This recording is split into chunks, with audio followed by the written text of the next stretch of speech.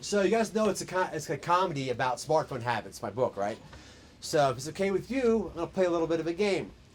Now's your time to turn off your phone, because here's the game. If it rings, dings, beeps, chirps, buzzes, or vibrates, you're going to buy the person next to you, closest to you, a book.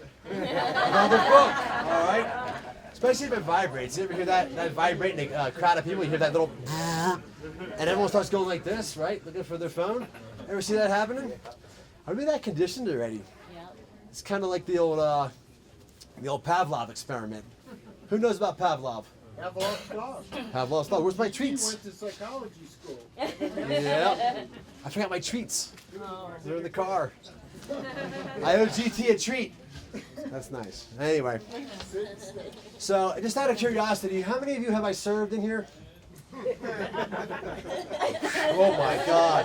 Well, that's a good thing. Overserved? It's a good thing. Yeah. It's a good thing you guys like to read too, I suppose. Good Lord. So, you guys all know I bartend at Fifth Avenue Grill, and I help out at Greco's every now and again. And the craziest thing, I live just 2.5 blocks away, right?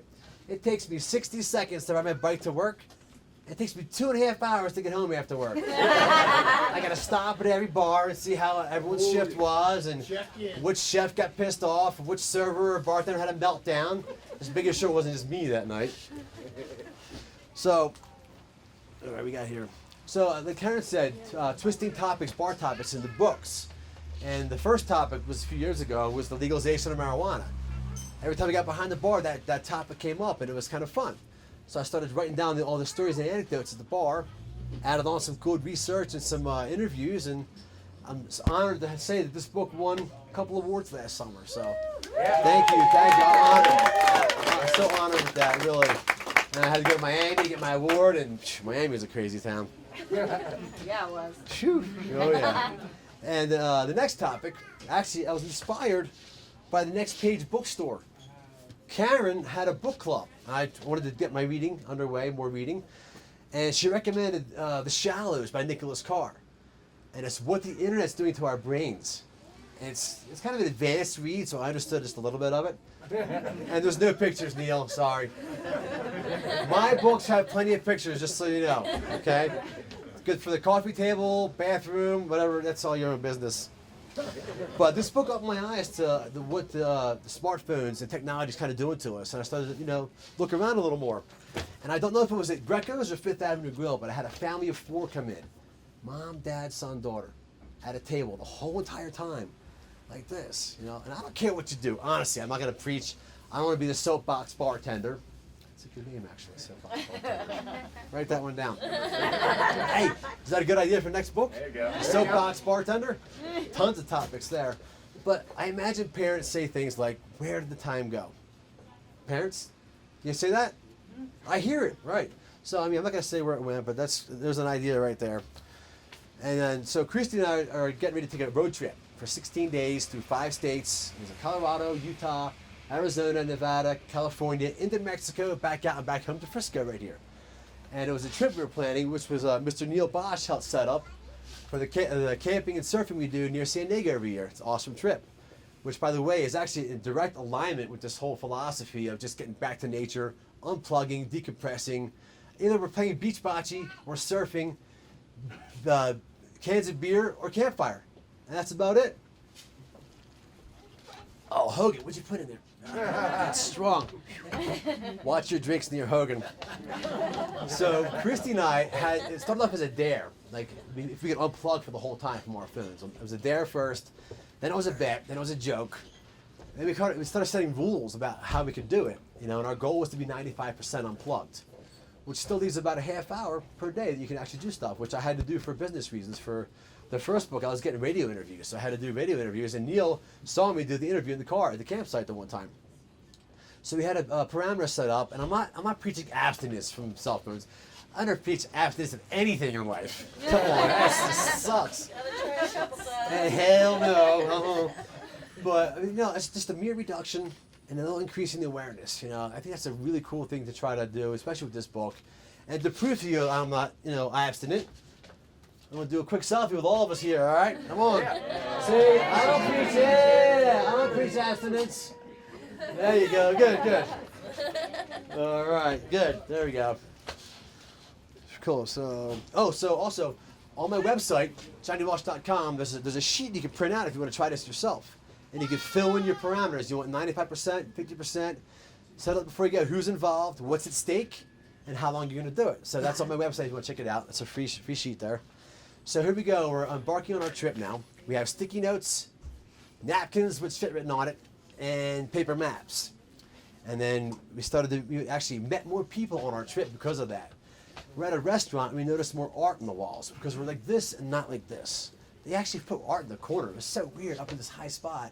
And I noticed that. And they actually probably did it for certain reasons. I don't know. It was kind of cool. And between ourselves, our communication. It wasn't conversation, we were really communicating. We connected that way. And that's tough to do in today's day and age. Communication is tough for a lot of us. And it keeps people together too. And it's better having someone in the passenger seat that's looking around on the road trip, pointing things out, like, oh, there's a school bus coming out of the cliff up there. They made a house out of it. Or look at that, the hole in the rock, which you'll see the hole in the rock in that chapter. So she's actually with me on the journey. We're together, we're present. It was so cool to have that and share more of the journey as opposed to one person just driving and, everyone else not really, connected.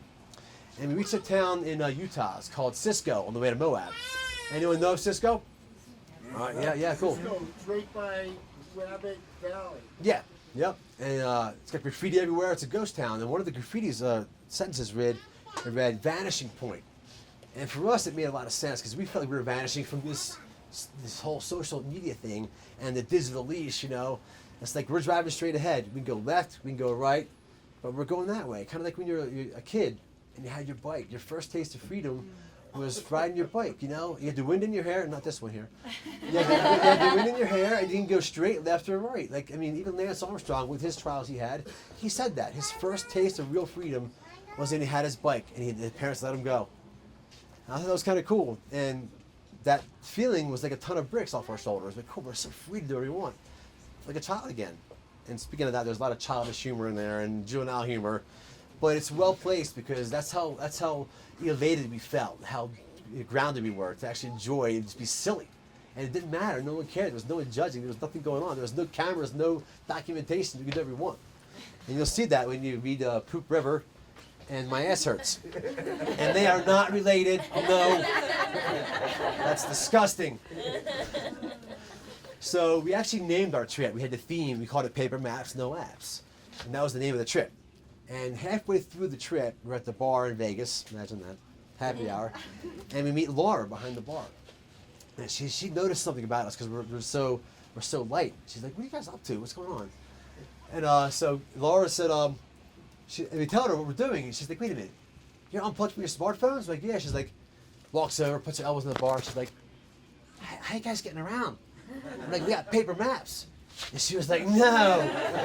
And then she goes, what do you guys do in the morning? We talk to each other. She's like, no. I'm embellishing her reaction, but she did have a reaction. That was really cool. And because Laura her eyes like this with us, Brittany over here sees us, the other bartender, comes over, what's going on? Now she's telling them what we're doing. Now Michael and Bella, these guys we meet, they're sitting over there. Those guys are now behind us. So they're over here finding out what we're doing. Laura's here, Brittany, their servers here. They're gathering around. It was like a treasure hunt. It was really cool. They were all excited about it. And then it was 4 o'clock. Laura's done her shift, the day shift. She's packing up, putting on her coat to go out the door and trying to find her elbow and the other one, and turns around in the door, comes right back to us at the bar. And she puts her arms on our shoulders. She goes, I want to thank you guys. It's a true story. You'll read about it. She goes, you guys, I want to thank you. You changed my perspective today. And we got the goosebumps. I'm like, you know what? This needs to be shared. To go see David Sedaris. Awesome author, humorist. I think it's hilarious. And him and I traded books. That's a fun chapter. So you'll actually see this in the book. This picture's in the book. And he's funny too. He makes fun of himself. He's short, he's Greek, he's gay, and he's Jewish. And it's so funny. He makes fun of all that. He's awesome. So the thing was, I go, hey Christy, how about this? How about you get by the fire and I'll read to you? And she's already there, Indian style, sitting there with the fire, the poker. And I read to Christy from a book in a rainstorm on the beach in Mexico in a bungalow. And that's how we spent our evening. So that was one of the highlights of the high points in the trip. It was pretty cool. Look at her smiling ear to ear. Which, by the way, she was my girlfriend in the book. Now she's my fiance. We're engaged to get married. And I don't know if what we did had a part in that. I can't say for sure, but you know what? I believe it did a little bit. Communication always helps. Huh? The tequila probably helps. Yeah. I love my tequila. So does anyone have any questions so far? Any questions at all? Book writing process, anything? Yes, Jack. Early in the trip, was there a first aha about going through the process of getting off your phone and getting to paper maps, kind of that concept where you realized you hadn't really thought about that in this trip? Right. Jack was asking if there was an aha moment when we actually decided to get off our phones during the trip. We had actually set up before we even started, they're unplugged. We had set up some hotel stays and camping stays online on the laptop prior to departing. And that was all within our parameters to be 95% unplugged. So we followed that, and it was kind of fun. And the phones were pretty much off. We did text our moms every few days. Yeah. You can't leave mom out of the equation. I have a little Italian mom who specializes in guilt trips. And she will send out a search party if she doesn't find me. So we call mom. And it was Mother's Day, so we called our moms. Moms? Yeah, there we go. See that? Let me restate the question. Jack, yes.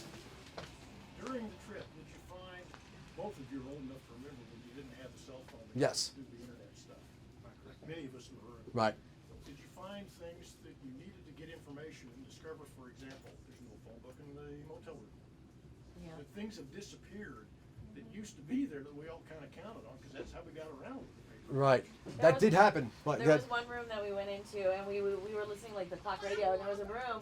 I think it was in Vegas or something. They didn't have a clock radio, so we like called up the desk. We're like, "Hey, do you have a clock radio?" They're like, "What is that?" yeah. We tried to find a clock radio, and they didn't have one for us. Damn it, we want some more music. So, and also we needed some information about a national park for camping, and we didn't want to use our phones, so we went down to the concierge in Vegas and asked him, and they called for us. So Yeah. we did communicate with someone else to actually get the answer, and that happened.